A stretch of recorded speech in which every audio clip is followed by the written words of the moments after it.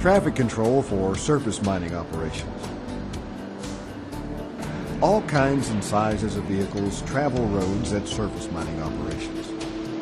These vehicles are operated by drivers who travel these haulage roads on a daily basis, or sometimes for the very first time.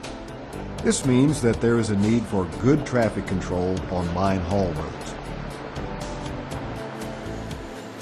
On a mine site, you're going to have 18-wheeler tractor and trailers. You're talking about small pickup trucks. When you've got those type of folks intermingling with your property, signage is very important. Making sure they understand the traffic patterns, having your scale clerk communicate with your loader operators to let them know that, hey, we've got a man coming down with a small pickup truck. According to coal mining regulations, traffic rules, signals, and warning signs shall be standardized at each mine and posted. The metal non-metal standards states that rules governing speed, right-of-way, direction of movement, and the use of headlights to assure appropriate visibility shall be established and followed at each mine. Also, signs or signals that warn of hazardous conditions shall be placed at appropriate locations at each mine. The most critical part of rail and truck traffic in one mine site together is communication. And you've got a person at the crossing is communicating with the locomotive operator to make sure that he knows, I've got the arms down, the signage you already know is there, but he's letting him know, hey, you're clear. Setting up good traffic controls is an essential part of the overall planning of a mining operation. These planners need to know the roads, know the equipment, and know the future of the mine. One of the most important elements in an effective traffic control plan is the use of signs. The signs that we have posted are not just for employees. They are for contract drivers, vendors, anyone else who happens to be on the mine site. We expect people to obey these signs, stop signs, speed limit signs, any other warning or directional signs that we have posted. There are no exceptions to this, and failure to obey these policies will result in disciplinary action.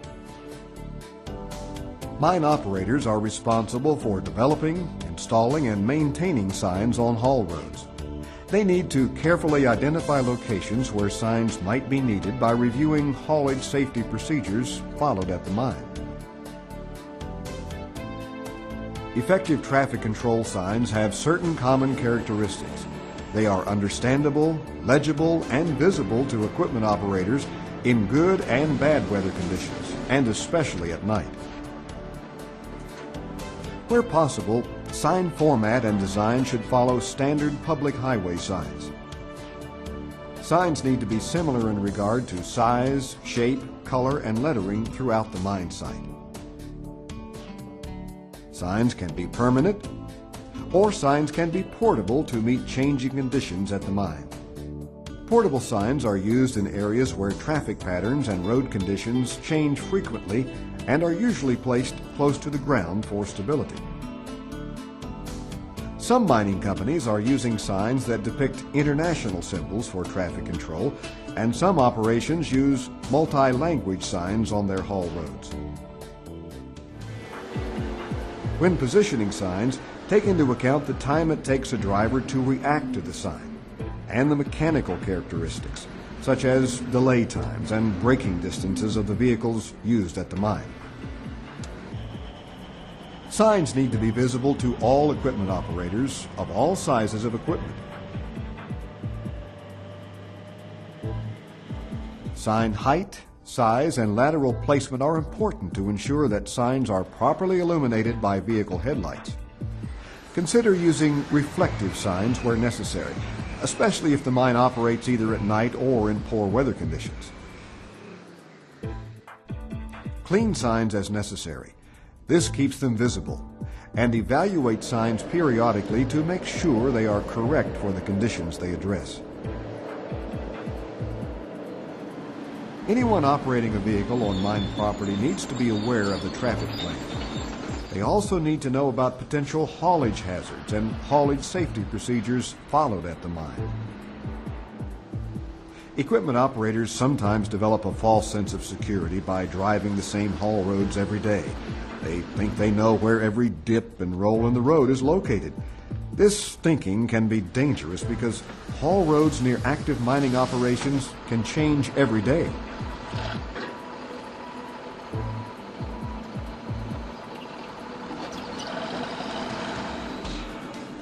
Drivers need to pay close attention to posted signs and to changes in the mine's traffic pattern.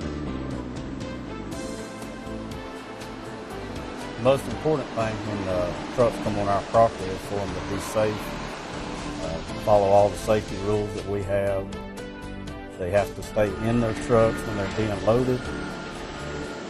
If they trim their loads, they have to be in the designated area to trim their loads. An important part of traffic control is wearing your seatbelt. Seatbelt saves lives. Everybody knows it. I don't care if you're driving your personal vehicle, you're driving a haulage truck, a dozer, or even a loader. Wear your seatbelt. It's a requirement. Some mines operate 12-hour shifts with 4 days on and 4 days off. So when you return to work after being off 4 days, you will find that the roads at your mine site have changed drastically. Shift foremen should use the first few minutes of the next work cycle to instruct operators of any changes in the mine's traffic pattern and/or road conditions. Hazard training must be provided to all persons who enter a mine site. It is mine-specific and requires that persons be trained on the hazards they may encounter at that particular mine. The greater the person's hazard exposure, the greater the scope of the training must be. You may provide site-specific hazard awareness training through the use of written hazard warnings or oral instruction for surface coal mines, and signs and posted warnings for metal non-metal mines. Also, walk-around training may be used. We want to make sure that they're task trained to do pre-shift inspections, where they do a walk-around inspections, looking for the obvious things of cutting tires, leaks, backup alarms, emergency steering, 3 points of contact when you get up into the cab. Make sure you understand where all the controls are in it, wearing your seat belt, know how to call for an emergency if you have one. When a vendor comes on the property, we have to give them site-specific training, and everything that would really apply to what they're doing will be gone over in that training. And then we go back and check on them as they're out in the field working. If they're working on one of our pieces of equipment, we would go back and check on them during the day and make sure they're doing everything right. It is required that before operating new or modified equipment or performing a new task, miners must be task trained to do the work safely. This training is to be conducted at times or places where production is not the primary objective, or while under the direct and immediate supervision while production is in progress. A contractor entering the mine property needs to know that traffic patterns at some mines are different from the usual right-hand pattern used on highways.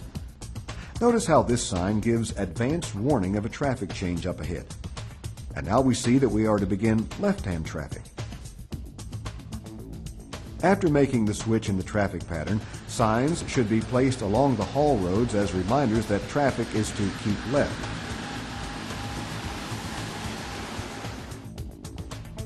All of these signs are regulatory signs. Regulatory means they have to be obeyed. Stop signs need to be located as close as possible to the point where a vehicle is required to stop.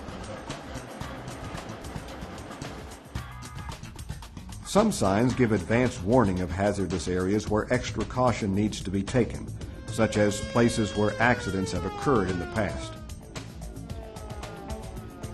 Whenever blasts are scheduled and the warning signal is given, all equipment operators are to stop their vehicles in a safe location away from the blast. Roadways are guarded, barricaded, or posted to prevent anyone from going into the blast area.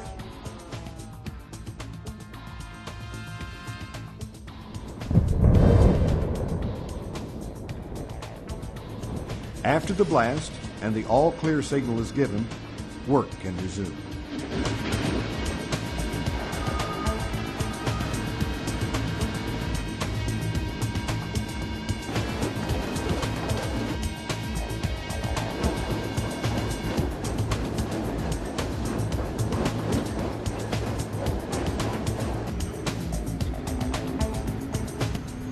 Speed has a lot to do with many mine accidents. Speed limits are based on factors such as road conditions, grades, surface, visibility, curves, potential hazards, and the mechanical capabilities of haulage equipment used at the mine. You must be able to stop within the limits of your vehicle. Speed limits must be determined at each section of the mine haul road. Speed limit signs need to be posted at regular intervals to remind drivers of applicable speed limits. Some mining operations use unusual speed limit signs to get the attention of the drivers. Warning signs should be posted to warn drivers about hazardous situations. Place warning signs far enough ahead of the condition to allow the driver enough time to complete the required maneuver.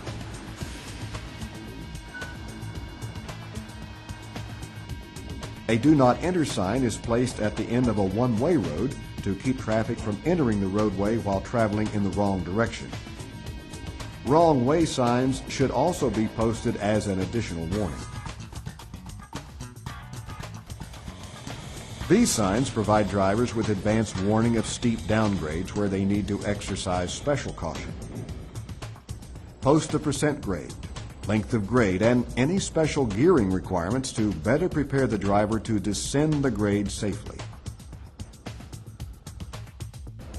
Escape ramp and berm signs give drivers advance warning of their location in case of an emergency.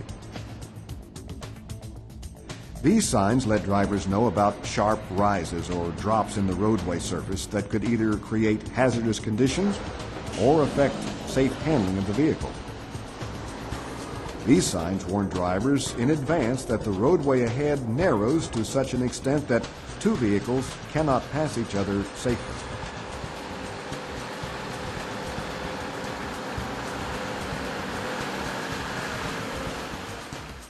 Communications on a mine site are typically done through two-way radio, personal one-on-one contact, CB radios. You've also got telephones that we communicate with. The use of CB radios can alert drivers of approaching traffic, allowing them time to get to wide pull-off areas. We have up to 15 to 20 coal trucks all here every day.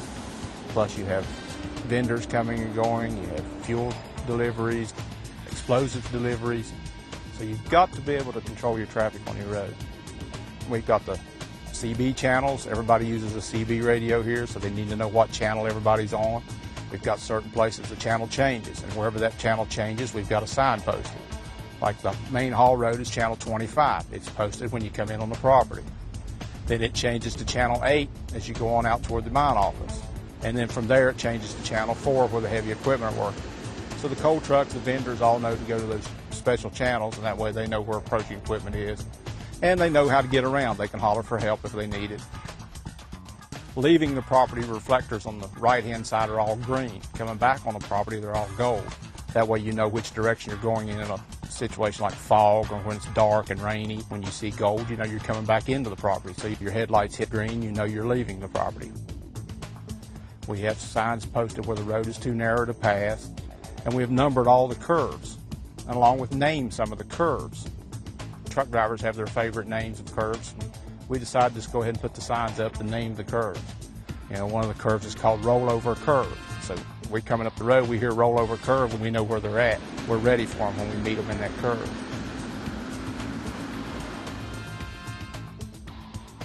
Talking on CB radios would be virtually impossible at an operation this large. Computerized tracking systems are used to route the equipment more effectively. The drivers are informed of road and traffic conditions on the computer screen inside the truck cab. Well, I've only had the privilege of working for this company approximately 17 months, and they appear to care. They make that extra effort to keep their trucks up, and that makes the driver want to raise his standards and do better and raise possibly the quality of his driving.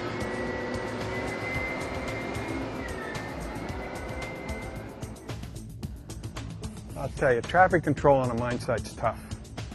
But the key that makes it work, I think, is enforcement. I mean, we could put up signs all over the place. But if we didn't enforce it, the workers would just ignore it. The ultimate goal at the end of the day is for everyone to go home safe.